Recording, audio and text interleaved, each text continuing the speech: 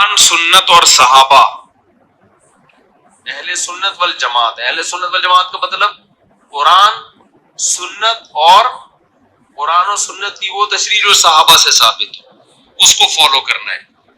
یا ہم نے وہ اصول لینے ہیں جو شیعہ حضرات کے ہیں, ان کے اصول کچھ اور ہیں, ہم سے مختلف ہیں, تو پورے ادھر ہو جاؤ, ہمیں کوئی اعتراض نہیں ہے. بہت سارے شیعہ ہیں. سنی مسلک بمقابلہ ہے شیعہ مسلک. حق پر کون؟ اچھا, لباس کے اوپر بھی لوگ اعتراض کرتے ہیں, کہتے ہیں کہ آپ نے سنیوں والا لباس پہنا ہوا ہے. مجھے اس طرح کی باتوں کے اوپر بہت ہنسی آتی ہے. اب یہ ہمارے سنی نوجوان کے اوپر ہے کہ وہ کہاں کھڑا ہونا چاہتا ہے. کیا وہ غدیر کے ساتھ ہے یا سقیفہ کو مانتا ہے؟ آج تک مجھ سے اس کے بارے میں سوال کیا جاتا ہے, لیکن میں نے اس پہ گفتگو نہیں کی کہ دونوں میں سے حق کون ہے. آج میں آپ کو بتانا چاہتا ہوں کہ سنی اور شیعہ میں حق پر کون ہے. الحمدللہ رب العالمین والصلاة والسلام علی سید الانبیاء والمرسلین وآلہ الطیبین الطاہرین ورضی اللہ عن الصحابۃ من المہاجرین والانصار والذین اتبعوہم بإحسان.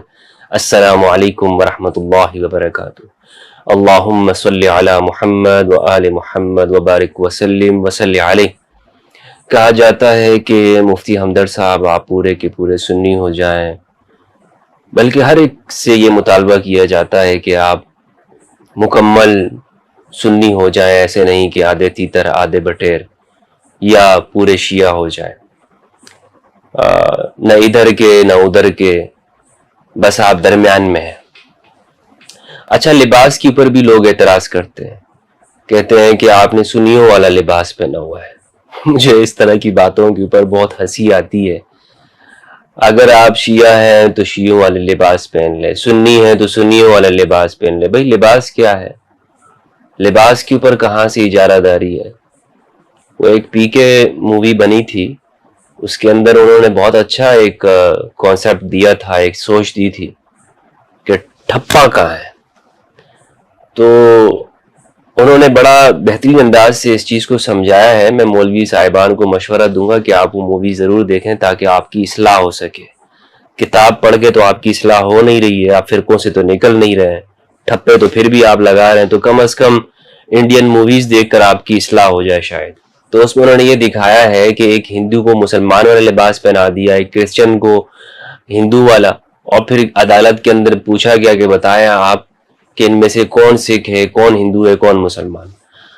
تو خدا نے تو سب کو انسان پیدا کیا ہے, بعد میں پھر لوگوں نے جو لوگوں کو رستہ بتایا ہے تو ایک اور اصطلاح بھی اس میں استعمال کی ہے کہ پھرکی لے رہا ہے. تو یہ ہماری پھرکی لیتے ہیں اور پوچھنا یہ چاہتے ہیں کہ جناب آپ لباس آپ بدل لیں. تو لباس یہ بالکل ایک حقیقت ہے کہ لباس آرگنائزیشنز کا حصہ ہوتا ہے, مختلف اداروں کا حصہ ہوتا ہے, لیکن اسلام نے ہمیں کسی لباس کا پابند نہیں بنایا ہے, نہ ہی کسی فرقے کے لباس کا. لوگوں نے اپنائی ہیں ان چیزوں کو, اور ان کے پاس اپنے خیالات ہیں اور وہ اس کے اوپر کاربند ہے. بہرحال آپ نے خود بھی دیکھا ہوگا کہ مختلف فرقوں کے لوگ جب یورپ میں ہوتے ہیں, کسی ایسی کنٹری میں ہوتے ہیں کہ جو سیکولر ہو, تو وہاں پر وہ اس طرح کا لباس پہنتے ہیں. پاکستان میں ہوتے ہیں تو شلوار قمیص. تو اس کا تعلق جغرافیے کے ساتھ ہے, اس کا تعلق علاقوں کے ساتھ ہے, مذہب کے ساتھ اس کا تعلق نہیں ہے کہ آپ کا کون سا لباس ہونا چاہیے. ورنہ تو پھر آپ سارے کے سارے عربیوں والے وہ ٹائر سر کے اوپر لگا کے گھومتے رہیں اور کہیں کہ جناب چونکہ اسلام عرب سے اٹھا تھا لہٰذا ہم سب کا جو قومی لباس ہے وہ یہ ہوگا. تو ہمارا تو قومی لباس وہ ٹائر والا ہے نہیں, اس کو کیا کہتے ہیں کہ جو سروں کے اوپر باندھا ہوتا ہے.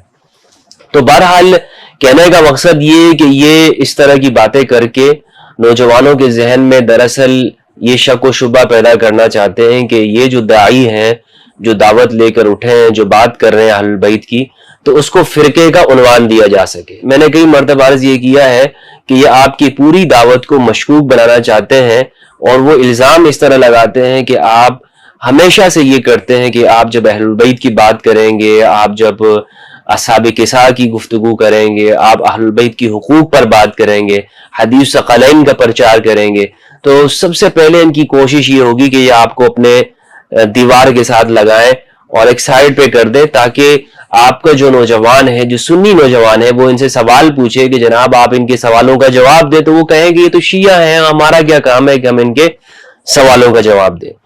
یہاں پر میں آپ کے سامنے آج ایک انکشاف کرنا چاہتا ہوں, اور یہ انکشاف اس طرح سے ہے کہ شاید کچھ لوگوں سے اس سے دکھ پہنچے, اور میں بہت صراحت اور وضاحت کے ساتھ اس پہ بات کرنا چاہتا ہوں. میں نے پہلے بھی اس پہ بات کی ہے, لیکن شاید اتنی صراحت کے ساتھ میں نے اس چیز کا انکشاف نہیں کیا.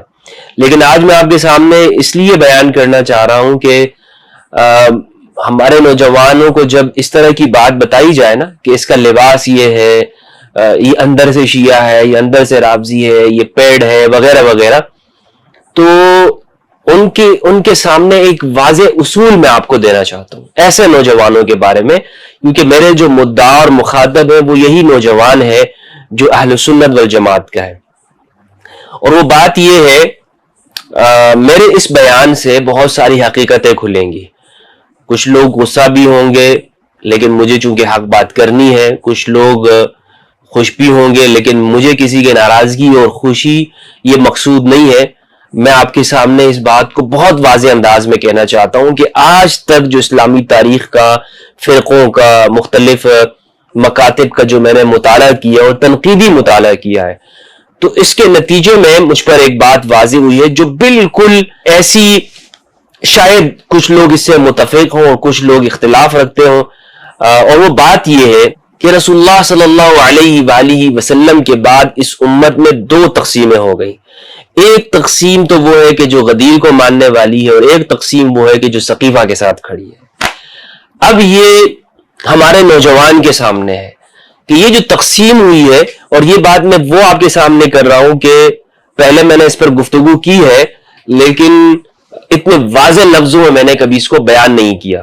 رسول کے جانے کے بعد اس امت میں دو تقسیمیں ہوئی ہیں, یا تو آپ غدیر کے ساتھ ہیں یا سقیفہ کے ساتھ ہیں.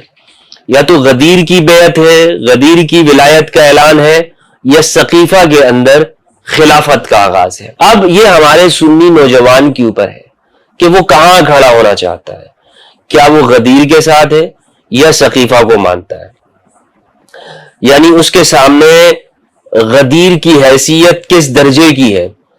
ورنہ تو ہمارے بہت سے اہل سنت احباب کہتے ہیں کہ غدیر کو ہم بھی مانتے ہیں, لیکن کس حیثیت میں مانتے ہیں یہ بات بہت ضروری ہے. تو مثال کے طور پر فدق کا معاملہ ہے تو آپ سیدہ زہرا کے ساتھ ہیں, یا آپ فدق کا حق ان کے لیے تسلیم نہیں کرتے ہیں. خلافت میں آپ غدیر کو مان رہے ہیں, ولایت کو مان رہے ہیں, یا سقیفہ کو مان رہے ہیں. صفین میں آپ امام علی کے ساتھ ہیں یا باغی گروہ کے ساتھ ہیں. کربلا میں آپ امام حسین کے ساتھ ہیں یا یزید کے ساتھ ہیں. کیونکہ غدیر کو ماننا صرف یہ نہیں ہے کہ ہم مولا علی کو جناب مولا کائنات مانتے ہوں لیکن پھر ان کی ایک بھی نہ مانتے ہوں. یعنی غدیر کو ماننے کے بعد بھی آپ امام علی علیہ السلام کے جو مواقف آگے ہیں وہاں پر آپ کہیں اور پہ کھڑے ہوں, یا غدیر کے معنی میں تحریف کر رہے ہوں, یا آپ باغی گروہ کا حصہ بن جائیں. تو غدیر کو ماننا دراصل کچھ حقائق کو ماننا ہے, اور اب یہ ہمارے سنی نوجوان کے اوپر ہے کہ وہ کس جگہ پر ہے, حدیث الثقلین کے ساتھ ہے یا بابوں کے ساتھ اور فرقوں کے بڑوں کے ساتھ ہے. یہ نوجوان نے فیصلہ کرنا ہے, اور سنی نوجوان نے. یہ میں اس کا فیصلہ کرنے والا نہیں ہوں, نہ ہی ہمارے دوست احباب ہیں, نہ کوئی آپ کے سامنے آپ کو زبردستی آپ کے اوپر کر سکتا ہے. یا آپ نے خود ہی سمجھنا ہے کہ میں کس فکر کے ساتھ ہوں. جب آپ یہ طے کر لیں گے کہ آپ غدیر یا سقیفہ ایک کا چناؤ کر لیں گے, ایک کو اختیار کر لیں گے, تو پھر آپ کو یہ سارے مسائل سمجھ میں آ جائیں گے. اور میں یہ سمجھتا ہوں کہ ان تمام مرحلوں سے آپ بہت اچھے طریقے سے آگے نکل جائیں گے. یہاں پر ایک بات اور ہے کہ آخر یہ ساری کوششیں کیوں ہو رہی ہیں. مثلا مفتی طارق مسعود صاحب کا ایک بیان میں نے سنا جس میں انہوں نے مجھے بھی جواب دیا. اس میں انہوں نے بالکل واضح لفظوں میں یہ بات کہی ہے کہ ہم صحابہ کے ساتھ ہیں. یعنی اہل سنت والجماعت کی جو تشریح انہوں نے کی ہے کہ رسول اللہ صلی اللہ علیہ وآلہ وسلم, قرآن, سنت اور صحابہ, کیونکہ ہم صحابہ کو سب سے افضل مانتے ہیں. پوری گفتگو کے اندر انہوں نے اہل البیت کو معیار قرار نہیں دیا, بلکہ انہوں نے کہا کہ ہم اہل سنت کے ہاں صحابہ معیار ہیں اور شیعہ کے ہاں اہل البیت اس کو وہ زیادہ مانتے ہیں۔ تو طارق مسعود صاحب نے خود ہی تقسیم کر دی ہے کہ اہل سنت صرف صحابہ کے پیچھے چلتے ہیں اور شیعہ کے پیچھے چلنا اہل البیت کا کام ہے۔ اب آپ یہ کہہ سکتے ہیں کہ شاید طارق مسعود صاحب نے نہیں کہی ہوگی بات، لیکن میں آپ کے سامنے ان کا بیان چلانا چاہتا ہوں۔ یہ ان کا بیان ہے، قرآن، سنت اور صحابہ اہل سنت والجماعت۔ اہل سنت والجماعت کا مطلب قرآن، سنت اور قرآن و سنت کی وہ تشریح جو صحابہ سے ثابت ہو، اس کو فالو کرنا ہے، یا ہم نے وہ اصول لینے ہیں جو شیعہ حضرات کے ہیں، ان کے اصول کچھ اور ہیں، ہم سے مختلف ہیں، تو پورے ادھر ہو جاؤ، ہمیں کوئی اعتراض نہیں ہے۔ بہت سارے شیعہ ہیں ہمارے ساتھ، سلام دعا میں کرنے والوں بھی حصہ سمجھتے ہیں، تو جب ہم نے پڑھا اس وقت بھی رونا آیا، جب ممبر پہ بیان کیا اس وقت بھی رونا آیا، لیکن وہ میں نے ریکارڈ نہیں ہونے دیا، اس لیے کہ بھائی بس ٹھیک ہے، آ گیا، محبت کی علامت ہے۔ بعض لوگ مضبوط دل ہوتے۔ اب یہ طارق مسعود صاحب کی گفتگو آپ نے سن لی، انہوں نے واضح لفظوں میں بیان کیا، دو باتیں کہی ہیں۔ ایک تو یہ کہ ہم اہل سنت والجماعت وہ صحابہ کے پیچھے چلتے ہیں، اور جو شیعہ ہیں وہ لوگ ان کے اصول مختلف ہیں۔ اسی ویڈیو میں انہوں نے یہ بات کہی ہے کہ وہ اہل بیت کو ماننے والے ہیں اور وہ اہل بیت کے پیچھے چلتے ہیں۔ دوسری بات انہوں نے یہ کہی کہ امام حسین علیہ السلام کے اوپر انہوں نے گفتگو کی جس میں ان کو رونا آیا، لیکن اس کو انہوں نے ریکارڈ نہیں ہونے دیا۔ یہ آپ کو پتہ ہے کہ طارق مسعود صاحب کے جو استاد ہیں وہ کون ہیں؟ مفتی رشید احمد بدیانوی صاحب۔ انہوں نے ایک رسالہ لکھا ہے منکرات محرم کے نام سے، اس میں انہوں نے جو جھوٹ لکھے ہیں، اور اس کا انشاءاللہ میری ویڈیو اس کے اوپر آ رہی ہے، طارق مسعود صاحب کے جو استاد ہیں مفتی رشید احمد بدیانوی صاحب کے، ان کے رسالے میں نے جمع کیے ہیں، اور آپ کو میں بتاؤں گا کہ وہ شیعت کے حوالے سے کتنے لاعلم ہیں، انہیں کچھ نہیں پتا۔ خود ہمارے جو اہل سنت کے اکابرین ہیں، تقی عثمانی صاحب، ان کو بھی نہیں پتا کہ شیعت ہے کیا۔ دراصل اہل سنت کے ہاں شیعہ کتابوں کا مطالعہ نہیں کیا جاتا۔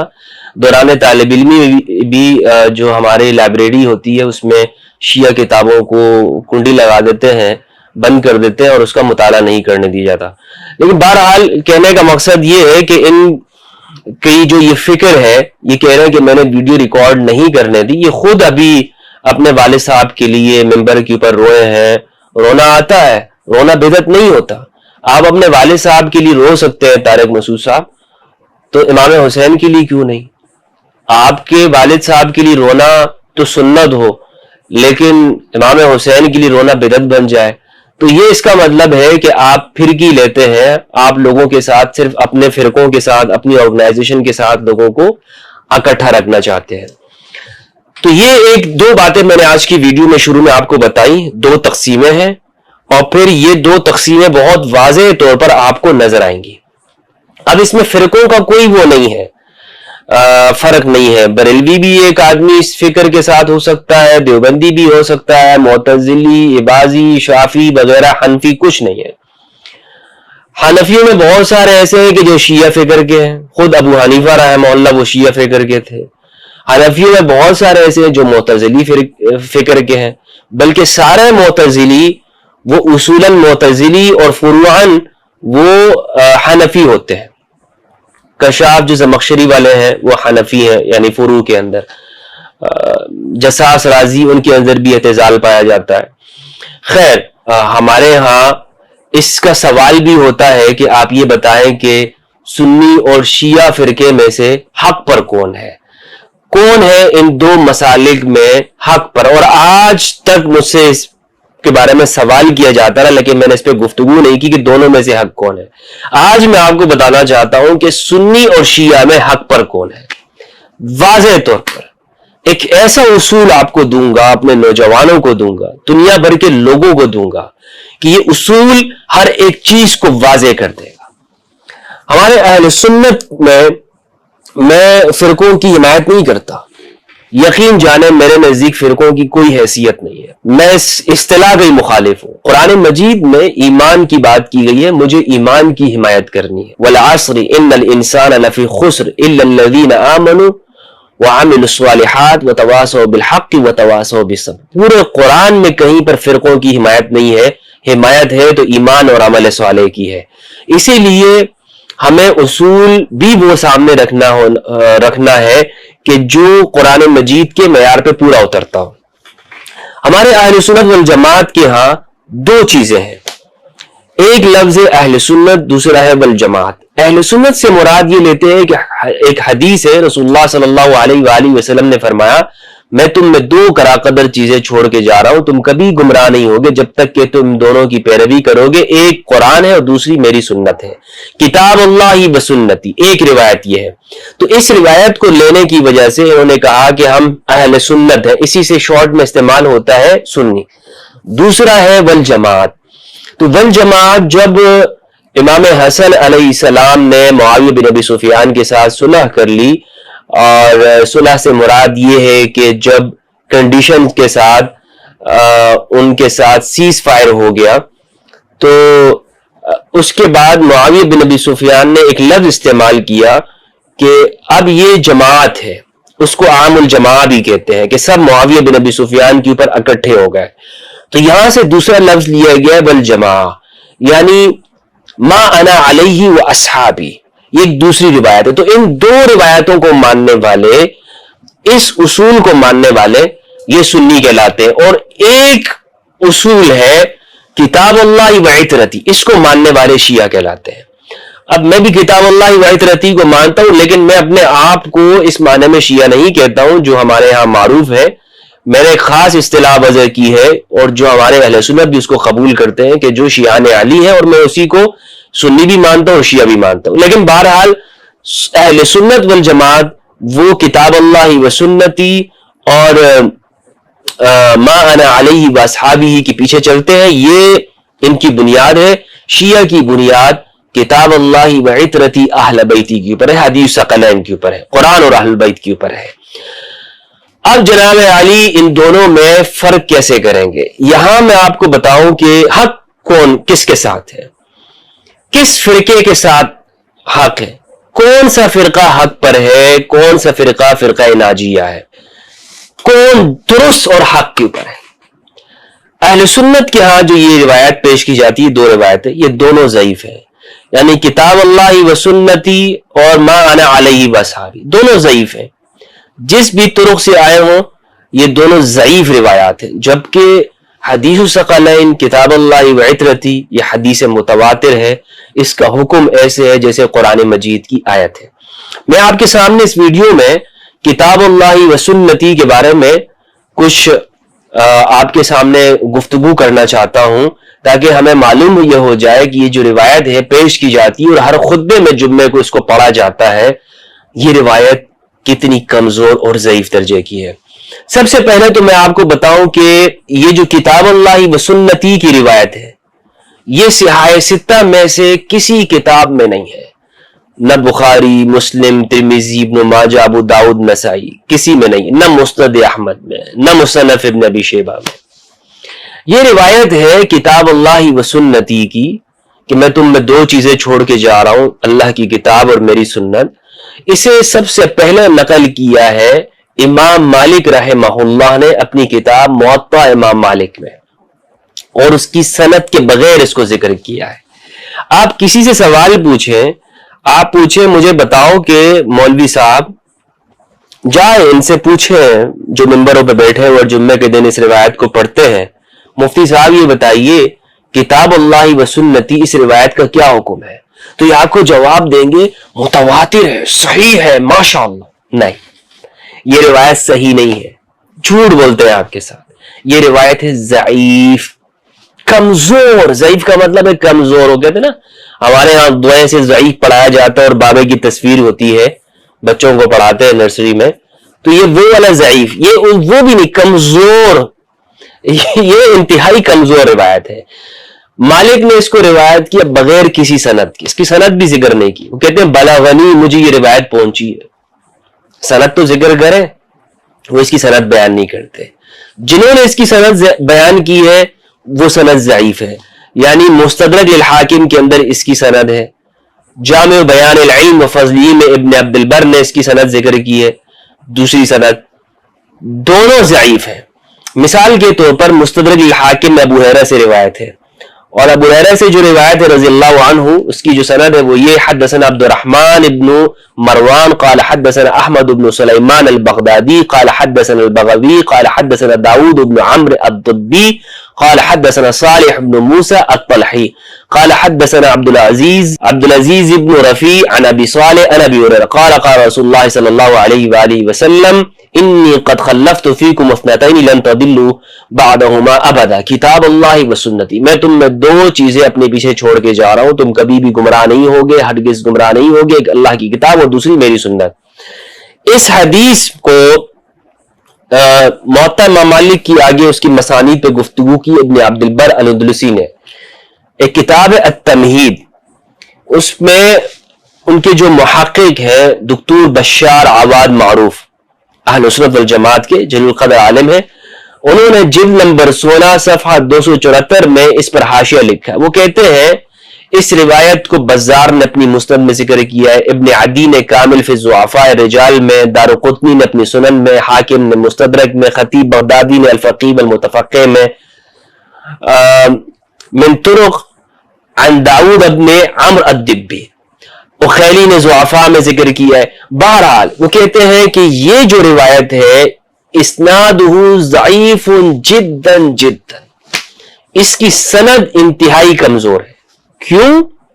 لأجل صالح بن موسیٰ الطلحی، کیونکہ اس کی سند کے اندر صالح بن موسیٰ الطلحی ہے، فہو متروک، اس راوی کو چھوڑ دیا گیا ہے۔ متروک راوی وہ ہوتا ہے میرے دوستو کہ جس پر جھوٹ کا الزام لگایا گیا ہوتا ہے، یعنی منکر ہوتی ہے اس کی روایت۔ ایسی روایت جس میں متروک راوی ہو وہ جھوٹی روایت ہوتی ہے، موضوع من گڑت درجے کی ہوتی ہے، لیکن پھر بھی میں نے اس کو احتیاطاً ضعیف کا درجہ دیا ہے کہ ہمارے ہاں لوگ اس کو ضعیف کہتے ہیں، چلے اس کو ضعیف ہی مان لیتے ہیں۔ اسی طرح جو اور محدثین جو ہمارے اصحاب جرح و تعدیل ہے، ابو حاتم الرازی ہے، ابو جعفر عقیلی ہے، ان سب نے کہا ہے کہ اس کی روایت نہیں لی جائے گی، یہ کمزور درجے کا راوی ہے۔ دوسری جو سند ہے ابن عبد البر نے جامع و بیان العلم و فضلہ میں عبداللہ ابن عامر ابن عوف کی سند سے روایت کی ہے۔ اس کی سند میں رہنے دیتا ہوں، اسکرین پر آپ دیکھ لیجئے گا۔ رسول اللہ صلی اللہ علیہ وآلہ وسلم سے یہ نقل کرتے ہیں کہ آپ نے فرمایا کہ میں تم میں دو امرین چھوڑ کے جا رہا ہوں، تم کبھی گمراہ نہیں ہوگے، کتاب اللہ و سنت نبی ہے۔ اس پر جو محقق ہیں بشار عواد معروف وہ کہتے ہیں کہ اس کی سند انتہائی کمزور ہے۔ کیوں؟ اس میں کثیر بن عبداللہ ابن عامر بن عوف ہے، یہ بھی متروک راوی ہے۔ متروک راوی کے بارے میں میں نے آپ کو بتا دیا کہ اس پہ جرح ہوئی ہے اور اس کو وہ کذاب ہوتا ہے، وہ جھوٹا راوی ہوتا ہے، اس کو چھوڑ دیا جاتا ہے۔ کذاب کے علاوہ اور بھی اس میں کوئی وہ ہو سکتی، ضروری کہ کذاب ہو، علت ہوتی ہے اس میں کہ اس سے روایت نہیں لی جاتی۔ ابو جعفر عقیلی نے اسے ضعفاء میں ذکر کیا ہے۔ ابو داؤد السجستانی نے کہا ہے کہ احد الکذابین، یہ کذاب ہے۔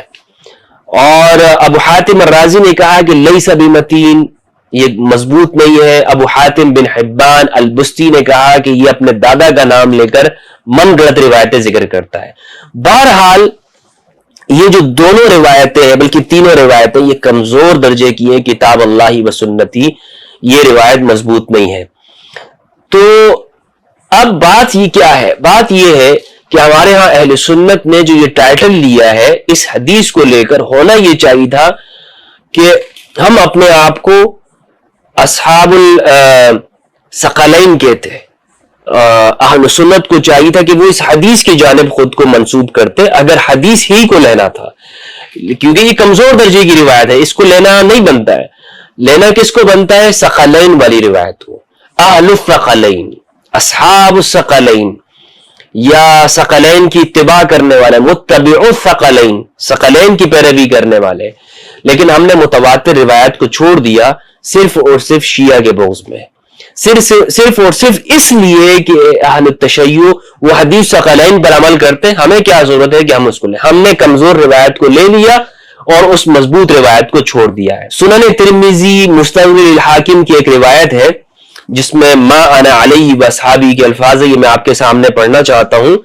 اس کی سند حدثنا محمود بن غیلان حدثنا ابو داود الحفری عن سفیان الثوری عن عبد الرحمن بن زیاد بن انعم الافریقی عن عبداللہ ابن یزید عن عبداللہ ابن عمر. عبداللہ ابن عمر سے روایت ہے، وہ کہتے ہیں کہ رسول اللہ صلی اللہ علیہ وآلہ وسلم نے فرمایا کہ میری امت پر ایک ایسا زمانہ ضرور آئے گا کہ جو بنی اسرائیل کے اوپر جو کچھ ہوا میری امت بھی ان کی نقش قدم پہ چلے گی، جیسے جوتا جوتے کے ساتھ برابر ہوتا ہے، یہاں تک کہ ان بنی اسرائیل میں سے اگر کسی نے اپنی والدہ کے ساتھ علانیہ بے حیائی کی تھی تو میری امت میں بھی ایسے لوگ ہوں گے کہ جو یہ کام کریں گے. اور میری امت 72 اور بنی اسرائیل کی جو امت ہے وہ 72 گروہوں میں تقسیم ہو گئی، اور میری امت 73 گروہوں پہ تقسیم ہوگی، سارے کے سارے جہنم میں ہوں گے الا ملۃ واحدہ، مگر ایک ملت. تو صحابہ نے پوچھا یا رسول اللہ وہ جو ناجی فرقہ ہے، جو وہ فرقہ کہ جو نجات پانے والا ہے، جو جنتی فرقہ ہے، وہ کون سا ہے؟ تو آپ صلی اللہ علیہ وآلہ وسلم نے فرمایا ما انا علیہ واصحابی، وہ طریقہ جس پر میں اور میرے صحابہ ہیں. ابو عیسیٰ نے کہا ترمذی نے کہ ھذا حدیث حسن غریب مفسر لا نعرف مثل ھذا الا من ھذا الوجہ.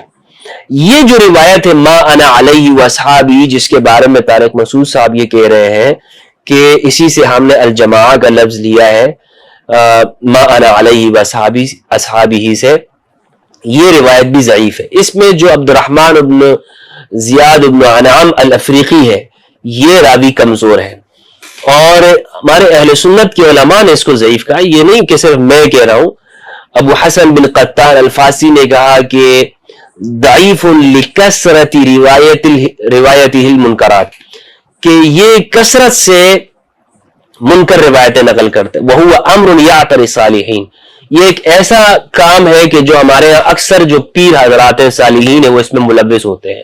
ابو احمد بن عدی الجرجاری نے کہا کہ عامت حدیثی وما یرویہ لا یتابع علیہ، اس کی اکثر روایات کو نہیں لیا جاتا. ابو بکر المروزی نے کہا منکر الحدیث.